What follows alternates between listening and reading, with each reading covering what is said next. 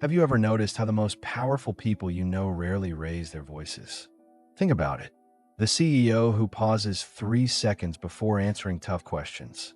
The friend who somehow makes everyone wait for their opinion.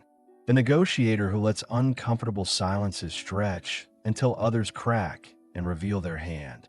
This isn't coincidence. It's psychological warfare disguised as conversation.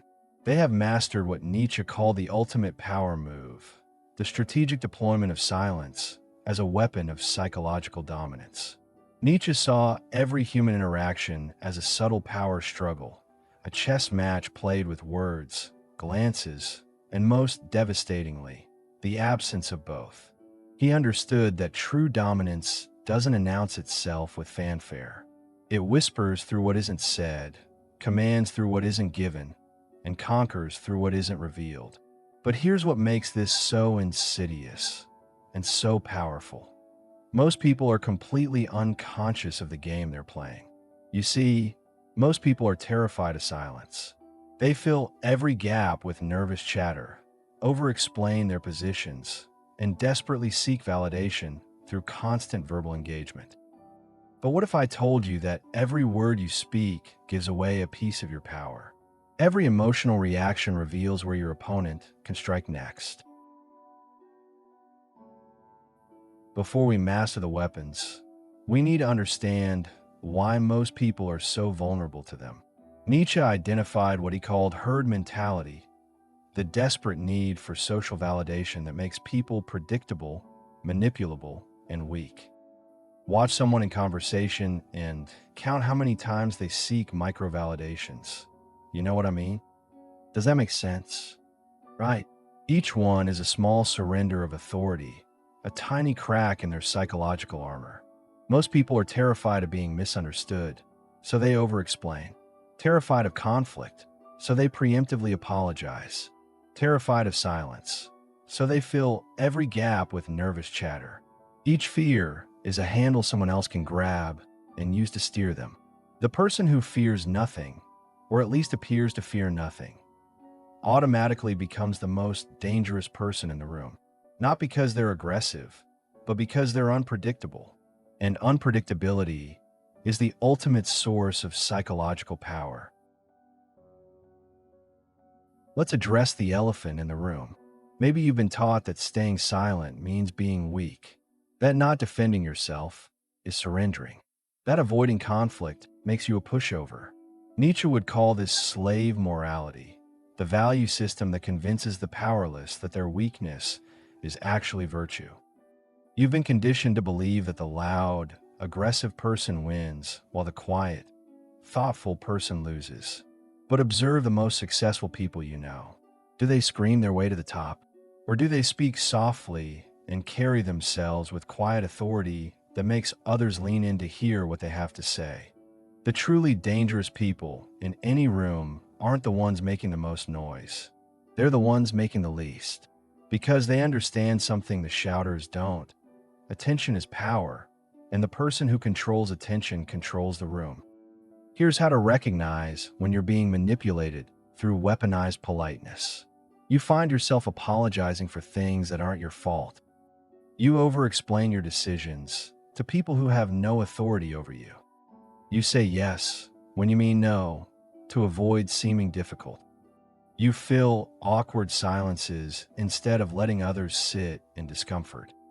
You seek permission for things you have every right to do. Each of these is a micro-surrender, a small sacrifice of your psychological territory to maintain false peace. Nietzsche's concept of the Übermensch, the person who has transcended ordinary human limitations, isn't someone who wins arguments through brilliant rhetoric. The Übermensch doesn't need to argue at all. They've mastered something far more dangerous, the ability to make others question themselves without saying a word.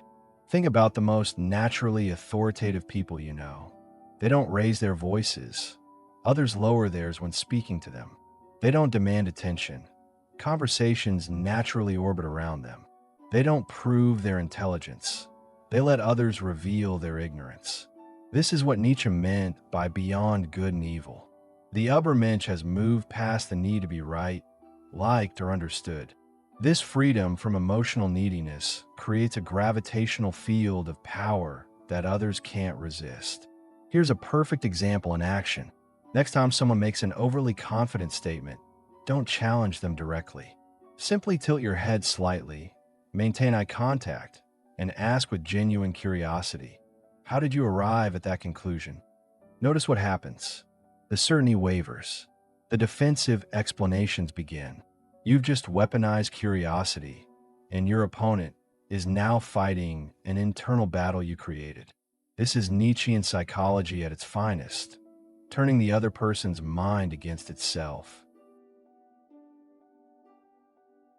Here's what most people don't understand about strategic silence. It's not passive.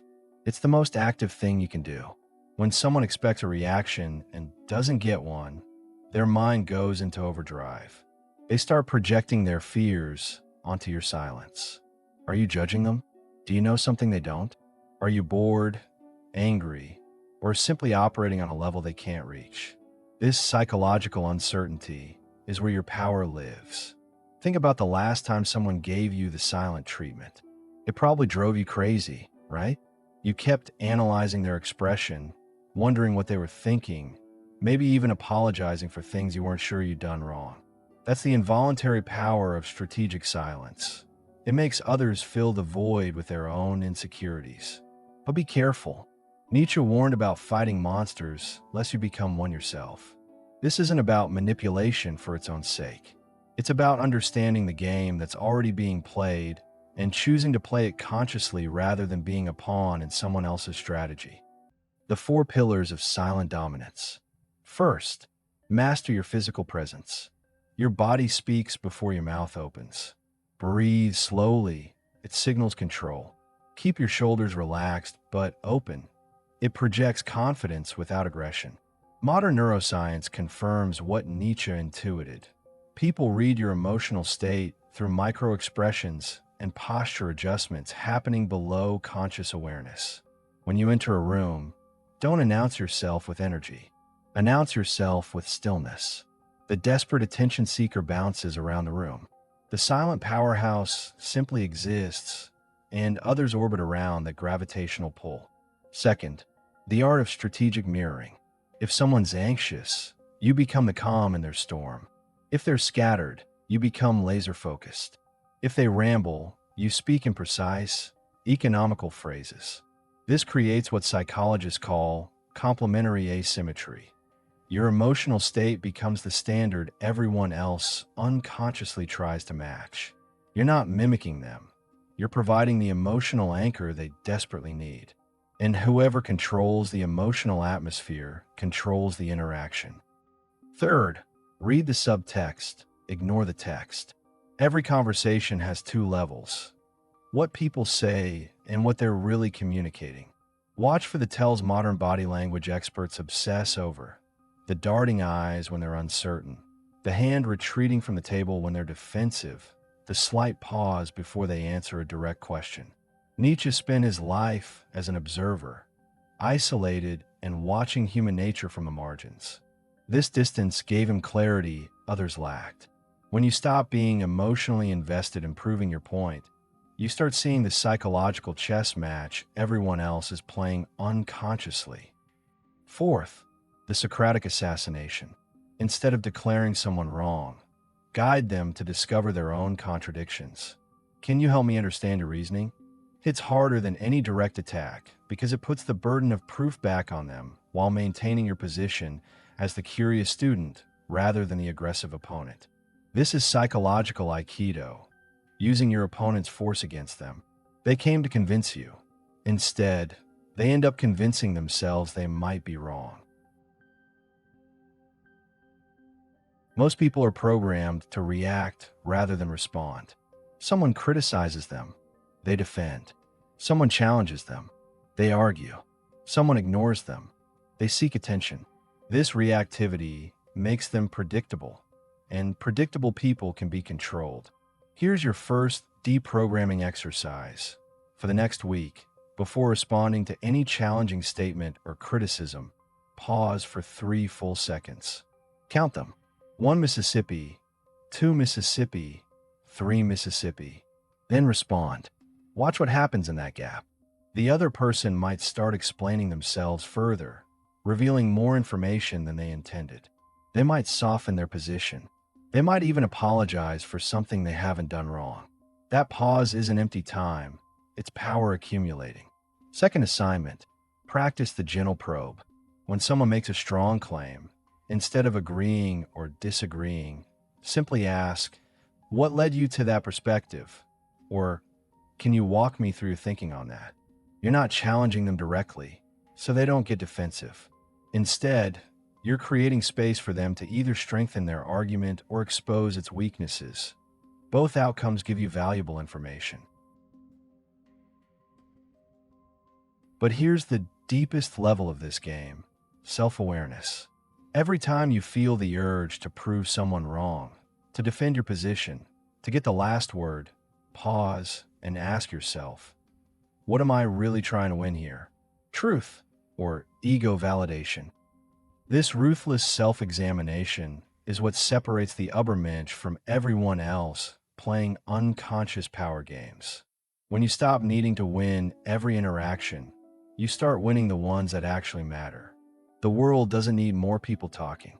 It needs more people thinking, more people observing, more people who understand that influence isn't about the volume of your voice, but the depth of your presence. When you master strategic silence, you become unpredictable. And the unpredictable person in any interaction holds all the cards because others can't read their next move, can't push their buttons, can't manipulate their reactions. You become the eye of the storm, calm, centered, and impossibly powerful precisely because you're not trying to prove how powerful you are. As we conclude this journey into Nietzschean psychology, it's important to understand that these techniques aren't just about social dominance or winning conversations. They're about something much more profound: authentic self-mastery. When you no longer need external validation, when you're comfortable with silence, when you can observe human nature without being reactive to it, you've achieved what Nietzsche called spiritual nobility. You've transcended the desperate scramble for approval that keeps most people psychologically enslaved. This isn't about becoming cold or manipulative. It's about becoming centered, grounded, and genuinely powerful in a way that serves not just you, but everyone you interact with. Strong people create strong people. Centered people help others find their center. So the next time you walk into any room, whether it's a family dinner, a work meeting, or a casual conversation with friends, remember, the game is always being played. Most people don't even realize they're playing it, but you do now. Your armor is your composure. Your weapon is your question. Your secret is your strategic silence. Don't just say more. Say less. Wait longer. And when you do speak, make every word a calculated move. The world is a chessboard, and the quietest player usually wins. The world is full of players, but very few masters. The quietest player doesn't just usually win, they redefine what winning means. If this resonates with you, if you're ready to stop being everyone else's emotional punching bag and start commanding respect through presence rather than performance, drop a comment below. I choose the silence that commands respect, because the weak shout, the strong remain silent. The wise choose when to break that silence, and when they do, the world listens.